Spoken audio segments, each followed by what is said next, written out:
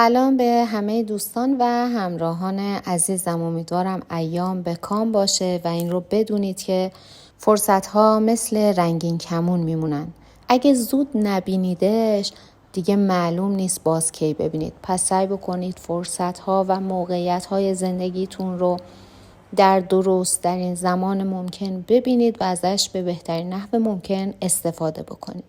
با هم آماده میشیم برای گرفتن فال امروز. هر نیتی که در ذهنتون دارید، نیت کاری، احساسی، ازدواج و طلاق، هر نیتی که دارید انجام بدید. تا چند ثانیه دیگه میریم سراغ دیوان و من غزل و تفسیرش رو براتون میخونم.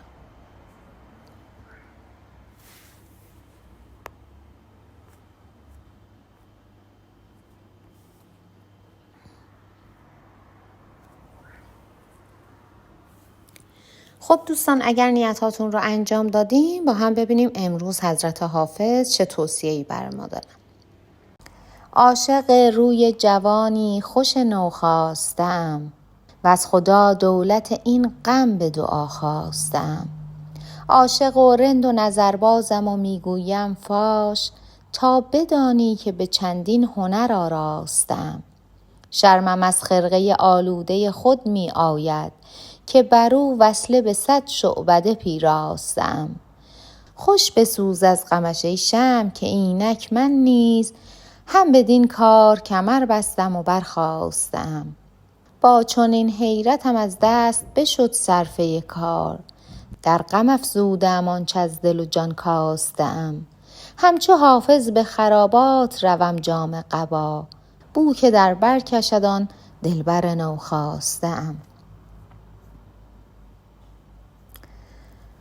خب دوستان، باید بگم این غزل حافظ بیانگر یک عشق واقعی هست. عشقی که حافظ در بیت اول به اون اشاره داره و مقصود اون طلب سوز و گداز عاشقانه هست. حافظ میگه خودش از خدا خواسته که با غم عشق اون رو به مقام برسونه، به عاشقی، رندی و نظربازی خودش افتخار میکنه و اونها رو هنرهایی برای خودش میدونه.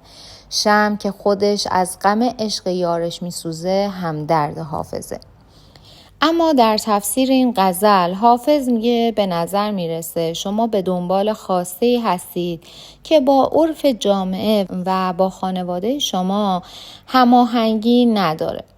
اما اگر این مسئله رو آگاهانه انتخاب کردید که خب جای هیچ بحث و صحبتی نمیمونه، اما مراقب باشید که این خواسته شما یک هوس زودگذر نباشه، چون برای شما مشکلاتی هم به همراه داره و در این راه انتظار تایید جامعه و خانواده‌تون رو نداشته باشید، چون کسی انجام این کار رو توسط شما پسندیده نمیدونه. عاشق بودن موهبتی از جانب خدا و یک هنر گرانبها هست که از هر کسی بر نمیاد و این هنر در وجود شما به امانت گذاشته شده. اگه بتونید از عزم و ارادتون استفاده بکنید، شک نکنید که میتونید موفق بشید.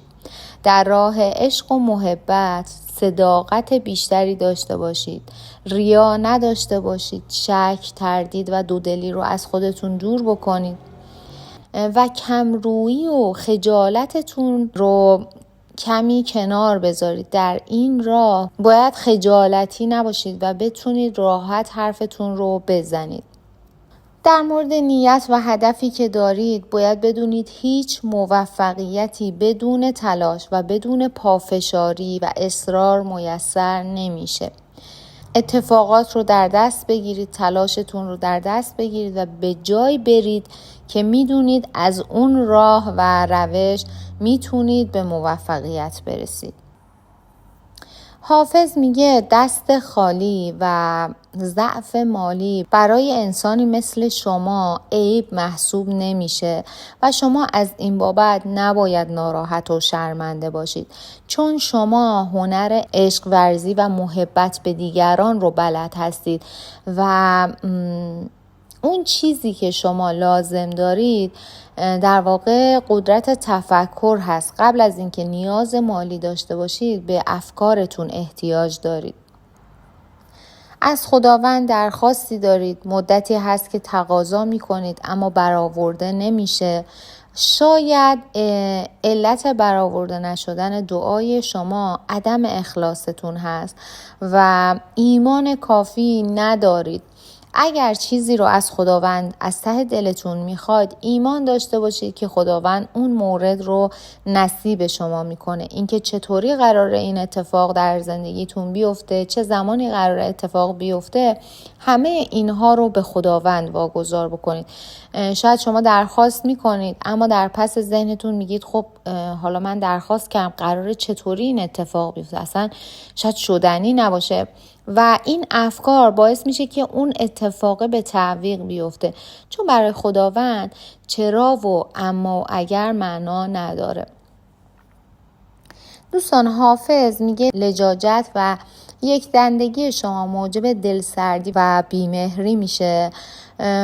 از طرفی این لجاجت و یک دندگی شما باعث شده که پدر و مادر یا یکی از عزیزانتون رو ناراحت بکنید. بهتره ازشون دلجویی بکنید، چون دعای اونها در حق شما سریعتر مستجاب خواهد شد. دوستان، حافظ داره بهتون نوید خبرهای خوشی میده که کسی که منتظرش بودید برمیگرده و به یمن بازگشت این شخص کارهای شما رونق میگیره، کارتون سر و سامون پیدا میکنه. حالا این شخص ممکنه شریک احساسیتون باشه، ممکنه از نزدیکان شما باشه که در شهر یا کشور دیگری زندگی میکرده و یا شخصی هست که باهاش مشارکت دارید، باهاش مراوده کاری دارید.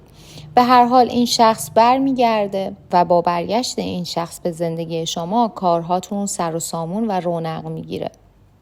دوستان، حافظ میگه یک ملاقات مهمی در پیش دارید که یک ثروتی در انتظار شما و خانوادتون هست. حالا ممکنه این ثروت ارثی باشه که قراره به شما برسه یا مالی هست که شما ازش بی اطلاع بودید و قرار این مال به شما برگرده. در هر صورت یک ثروتی قرار هست به شما برسه، به شما و خانوادتون، که در واقع هیچ حساب و کتابی روی این قضیه نداشتید و ازش بی اطلاع بودید. در واقع این اتفاق مثبتی که در زندگی شما میفته نتیجه قلب پاک و مهربونی هست که دارید و نتیجه کمک شما به دیگران هست. سعی بکنید به دیگران کمک بکنید. اگر کاری از دستتون برمیاد، دست نیازمندان رو بگیرید و بدونید نتیجه مثبتش رو در زندگیتون خواهید دید. و در آخر هم دوستان، حافظ میگه سعی بکنید همیشه احساسات درونی خودتون رو حفظ بکنید.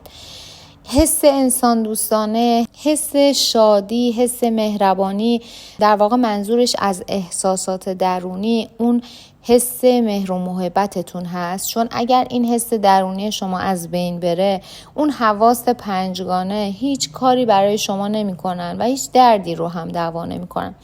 سعی کنید اسرارتون رو با کسی در میون نذارید، چون همه محرم اسرار شما نیستن و ممکنه افرادی در اطرافتون باشن که به شما حسادت بکنن و دنبال موقعیت باشن برای ضربه زدن به شما.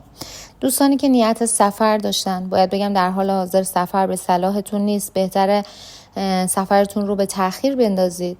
دوستانی که نیت خرید و فروش داشتن، باید بگم فروش سود چندانی براتون نداره ولی موقعیت برای خرید براتون مهیا میشه. و کسانی که نیت تغییر شغل و تغییر مکان داشتن، باید بگم اون هم در حال حاضر به صلاحتون نیست، چون به زودی تغییرات جدیدی براتون اتفاق خواهد افتاد. دوستانی که نیت ازدواج و طلاق داشتن، باید بگم زمان برای ازدواج مناسبه و اگر موقعیتی در پیش دارید بهش فکر بکنین. موقعیت مناسبی هست، اما برای طلاق زمان مناسبی نیست. بهتر کمی دست نگه دارید و بعد از یه مدت اقدام بکنید. دوستان عزیزم، ازتون ممنونم که امروز هم وقتتون رو در اختیار من گذاشتید و با من همراه بودید.